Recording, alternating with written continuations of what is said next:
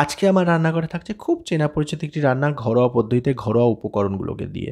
আজকে ঠিক করেছিলাম একটু আলুর দম করব। তো যেমন ভাবা তেমন কাজ।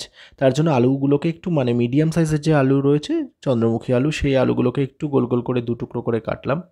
কেটে নিয়ে স্বাদ অনুযায়ী নুন, বেশ কিছুটা পরিমাণে হলুদ আর একটুখানি কাশ্মীরি যে লঙ্কার গুঁড়ো সেটা মিশিয়ে নিচ্ছি। আপনারা যারা ঝাল প্রচণ্ড পছন্দ করেন খেতে বা শুকনো লঙ্কা খান তারা শুকনো লঙ্কার গুঁড়োটাকেও ব্যবহার করতে পারেন।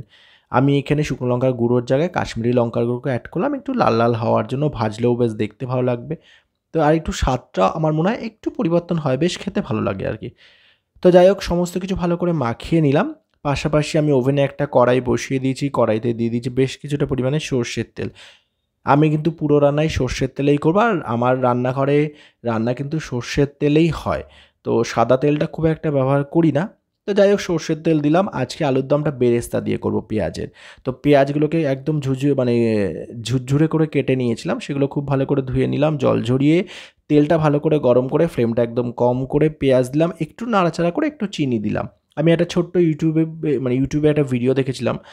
বেরেস্তাতে একটু পেঁয়াজ দিচ্ছে, তাতে আমার মনে হলো যে এটা কালারটা খুব সুন্দর আসে আর খেতেও বেশ ভালো লাগে। তো যাই হোক আমার এত ভালো হয়ে লেগেছিল এই ভিডিওটা, তো আমি বেরেস্তাটা আজকে এভাবেই বানালাম। বানিয়ে একদম যখন লাল, লাল হতে শুরু করলো নামিলাম। বেরেস্তা ভাজার সময় অবশ্যই মাথায় রাখবেন তেলটা বেশি গরম করবেন না, হালকা গরম করবেন। করে নিয়ে ফ্লেমটা একদম লো টু মিডিয়ামে রেখে ভাজবেন। বারবার নাড়তে থাকবেন যাতে কোনোভাবে লেগে বা পুড়ে না যায়। পুড়ে গেলে খুব বাজে লাগবে, তেতো, তেতো লাগে খেতে। তো একটু লালচে, লালচে করার জন্য একটু চিনি অ্যাড করতে পারেন। তো আমি সামান্য পরিমাণে আজকে বেরেস্তা ভাজলাম। আর তারপর আলুগুলো যেগুলো নুন, হলুদ আর কাশ্মীরি লঙ্কার গুঁড়ো মিশিয়ে রেখেছিলাম, দিয়ে মাখিয়ে রেখেছিলাম, সেটা ভেজে নিলাম একটু লাল করে নিয়ে পাত্রে নামিয়ে নিলাম। ওই তেলের সাথে আরেকটু তেল অ্যাড করে শুকনো লঙ্কা, তেজপাতা আর কিছুটা জিরে দিলাম। আজকে গোটা গরম মসলার মধ্যে এলাচ, লবঙ্গ, দারচিনির জায়গায় শুধুমাত্র লবঙ্গ ছিল। ওটাই অ্যাড করলাম আজকে। সাথে দিয়ে দিলাম হচ্ছে বেশ খানিকটা কারি পাতা। আর তারপর বেশ কিছু জিনিস এখানে অ্যাড করব। পেঁয়াজ, একটা পেঁয়াজকে আমি ৮ টুকরো করেছি। এরকম ২ টো পেঁয়াজ নিয়েছি। তো সেই পেঁয়াজগুলো এর মধ্যে দেবো। আর গাছ থেকে তুলে নিয়ে এসেছি কাঁচা লঙ্কা, ছোটো, ছোটো কুল কাঁচা লঙ্কা ৪-৫ টা মতো চিড়ে দিয়ে দিলাম। তারপর দিয়ে দিলাম পেঁয়াজগুলো। একটু ঝাল, ঝাল করেই করব। আমি অ্যাকচুয়ালি বিষয়টা হয়েছে মশলার সাথে আজকে কাঁচা লঙ্কা বাটা হয়নি। তো তার জন্য কাঁচা লঙ্কাগুলো চিড়ে দিলাম, ২ টো শুকনো লঙ্কা চিড়ে দিলাম। আর এখানে মশলার একটা পেস্ট আমি আগেই রেডি করে নিয়েছিলাম। সমস্ত কিছু মিশিয়ে এর মধ্যে আদা, জিরে, পেঁয়াজ, কাঁচা লঙ্কা, রসুন, কাশ্মীরি লঙ্কার গুঁড়ো, নুন, হলুদ, মিষ্টি সমস্ত মেশানো আছে। একটু জল দিয়ে ভালো করে গুলে নিয়েছিলাম। সেই পেস্ট আমি এখানে দিয়ে দিচ্ছি। একটু আস্তে, আস্তে একদম লো ফ্লেমে আমি খুব ভালো করে মশলাটা কষিয়ে নেব যতক্ষণ না তেল ছাড়ছে। আর দেখবেন মশলা যত ভালো কষানো হবে ততটাই ভালো লাগে খেতে। যেহেতু আমার এখানে মশলার পরিমাণটা কমই থাকে, খুব একটা ইউজ করি না। তো সেই ক্ষেত্রে আমি একটু মশলাটা কষিয়ে রান্না করছি, যেহেতু অনেকদিন বাদ এভাবে কষা রান্না হচ্ছে আর কি। তো যাই হোক খুব ভালো করে মশলা কষিয়ে তেল ছাড়তে শুরু করলো। ভেজে রাখা আলুগুলো দিয়ে বেশ ভালো করে নেড়েচেড়ে আরেকটু সময় নিয়ে খুব ভালো করে কষিয়ে নিলাম। এবার পরিমাণ মতন জল দেবো, যেহেতু চন্দ্রমুখী আলু ভাজাতেই অনেকটা সেদ্ধ হয়ে গেছে আর বেশ কিছুটা সেদ্ধ হওয়ার জন্য অল্প একটু জল অ্যাড করব, মাখা, মাখা নামাবো।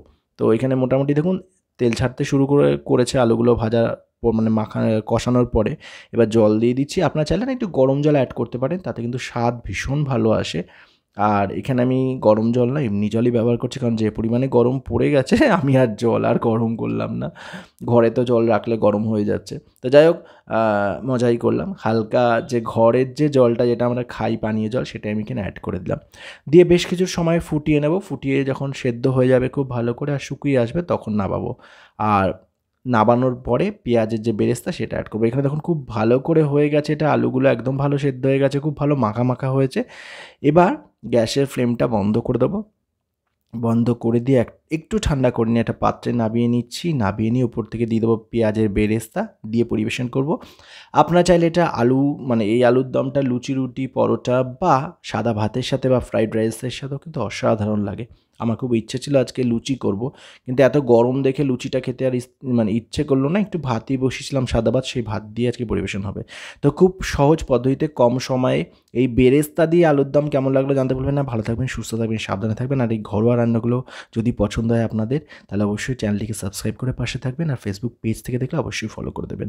রান্না হয়ে গেল, ওপর থেকে বেরেস্তা ভাজাটা দিয়ে দিলাম, দিয়ে পরিবেশন করার পালা।